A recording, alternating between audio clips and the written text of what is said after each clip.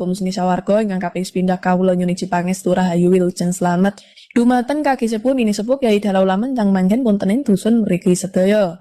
Ing mriki kawula sadaya nglantaraken napa ingkang jaga sejo lan kaniatanipun warga keneksaning dinten Jumat Kliwon wilujengan ngentun donga dumateng arwahipun sedaya leluhuripun ingkang krimatan lan boten krimatan sedayanipun saged tinampi rahayu wilujeng slamet boten wonten awangan setunggalipun rupeda punapa-punapa. Pramila ingkang sepuh dikunsuni sawah pandonganipun slamet ingkang menti juni panjurung ngestantunipun wilujeng. Ingkang saturan mbok bilih isawarga anggenipun ngedalaken sedekah harupi asan sawarni-warni menika kawula marjemuaken dados tunggal waktosaken saking sarine bumi rejekine Gusti Kang Maha Agung.